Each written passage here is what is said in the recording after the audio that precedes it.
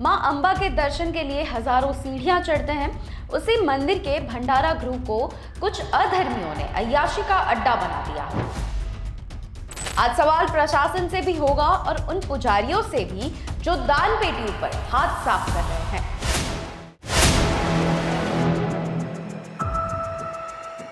नमस्कार, मैं ग्रिमल हरिया और आप देख रहे हैं 4 PM गुजरात। आज धर्म से उस धरती की ऐसी खबर सामने आई है जिसे पूरे देश के हिंदुओं का कलेजा चीर दिया है। जूनागढ़ का वो पावन गिरनार पर्वत, जहां भक्त नंगे पैर मां अंबा के दर्शन के लिए हजारों सीढ़ियां चढ़ते हैं, उसी मंदिर के भंडारा गृह को कुछ अधर्मियों ने अय्याशी का अड्डा बना दिया।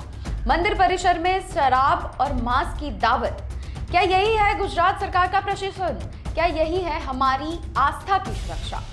आज के इस वीडियो में हम सिर्फ खबर नहीं बताएंगे, बल्कि उन चेहरों को बेनकाब करेंगे जो धर्म की आड़ में अधर्म का खेल खेल रहे हैं। आज सवाल प्रशासन से भी होगा और उन पुजारियों से भी जो दान पेटियों पर हाथ साफ कर रहे हैं।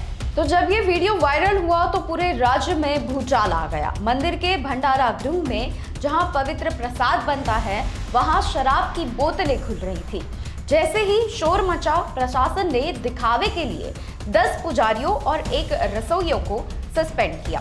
लेकिन सवाल यह है कि प्रशासन कहां सोया था? गिरनार पर्वत पर परिंदा भी पर नहीं मार सकता, हर जगह चेकिंग होती है, तो फिर मंदिर के अंदर शराब और मांस पहुंचा कैसे? क्या ये बिना मिली भगत के मुमकिन है?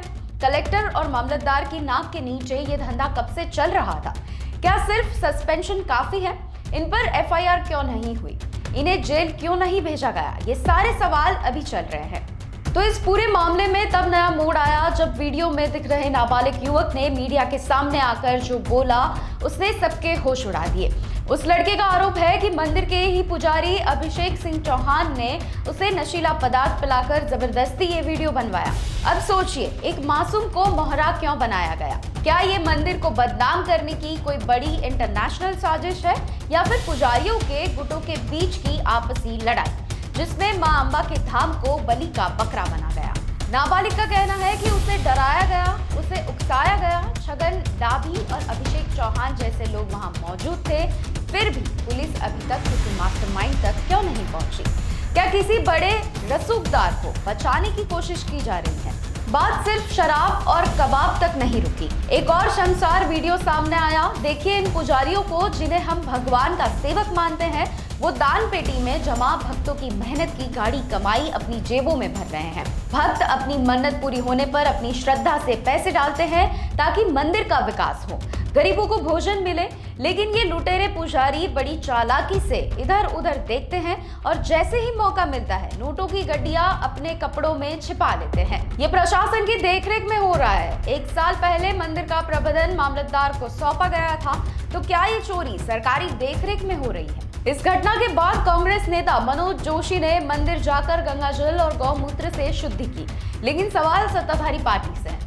जूनागढ़ के बीजेपी नेता, जो हर छोटे बड़े सरकारी कार्यक्रम में फोटो खिंचवाने पहुंच जाते हैं, वो मां अंबा के अपमान पर अभी तक चुप क्यों है? अभी तक सरकार की तरफ से कोई बड़ा बयान क्यों नहीं आया? क्या चुनाव के वक्त ही धर्म की याद आती है? जब गिरनार रोपवे ऊपर एक प्लास्टिक की बोतल ले जाने पर मना किया गया है, तो वहां शराब की बोतलें कैसे पहुंची? ये सुरक्षा में चूक नहीं, ये सिस्टम का सड़ना है। प्रशासन कह रहा है कि ये कर्मचारी हंगेमी यानी कि टेम्पररी थे, लेकिन उन्हें भर्ती किसने किया? उनकी बैकग्राउंड जांच क्यों नहीं हुई? दोस्तों, ये खेल सिर्फ शराब और मांस तक सीमित नहीं है। इस पाप के पीछे एक बहुत बड़ी कुर्सी का लालच छुपा हुआ है। जब से महंत तनसुख गिरी बापू ब्रह्मलीन हुए हैं, गिरनार अंबाजी मंदिर की गद्दी को लेकर घमासान मचा हुआ है। इस विवाद की वजह से 1 साल पहले प्रशासन ने मंदिर का कब्जा अपने हाथों में ले लिया था, पर अभी भी हाल ही में ही नए महंत की नियुक्ति की प्रक्रिया शुरू हुई थी। छोटे पीर और बड़े पीर के गुट अपनी दावेदारी ठोक रहे थे। लेकिन अब सवाल ये है कि क्या ऐसे अधर्मियों को महंत की गद्दी दी जाएगी? जो पक्ष मंदिर की पवित्रता नहीं बचा सकते, क्या उन्हें मां के चरणों में बैठने का हक है? सूत्रों की माने तो इस कांड के बाद इन दिनों गुटों की दावेदारी पर हमेशा के लिए ताला लग सकता है। क्या ये वीडियो जानबूझकर किसी गुट को बदनाम करने के लिए लीक किया गया, या फिर इन दावेदारों की असलियत यही है? और इन सारे सवालों का जवाब प्रशासन को देना होगा। अब आते हैं सबसे बड़े गुनहगार पर, यानी कि प्रशासन पर। जूनागढ़ सिटी मामलतदार A.K. बारैया कहते हैं कि उन्होंने 11 लोगों को सस्पेंड कर दिया। तो साहब, ये 11 लोग सरकारी वेतन ले रहे थे, यानी कि जनता के टैक्स के पैसे से ये लोग मंदिर के अंदर अय्याशियां कर रहे थे। प्रशासन दावा करता है कि मंदिर उनके हाथ में है। अगर प्रबंधन आपके हाथ में है तो ये बोतलें और मास्क अंदर कैसे गया? विश्व हिंदू परिषद ने साफ कहा है कि अगर दोषियों ऊपर FIR नहीं हुई और प्रशासन ने सिर्फ दिखावे की कार्यवाही की तो सनातन प्रेमी चुप नहीं बैठेंगे। गिरनार जैसे सिद्ध क्षेत्र की सुरक्षा व्यवस्था इतनी खोखली कैसे हो सकती है कि वहां पर रोपवे की चेकिंग को धत्ता बताकर सामान पहुंचाया जाता है? ये चूक नहीं, ये प्रशासन का पाप है। गिरनार सिर्फ एक पर्यटन स्थल नहीं है, ये करोड़ों हिंदुओं की आत्मा है। यहाँ हुई हर एक नापाकी का हिसाब होना चाहिए। हम मांग करते हैं कि सिर्फ सस्पेंशन से काम नहीं चलेगा। इन दोषियों पर कड़ी से कड़ी FIR दर्ज हो और इन्हें आजीवन गिरनार पर्वत पर चढ़ने से प्रतिबंध भी किया जाए। प्रशासन को अपनी नींद से जागना होगा।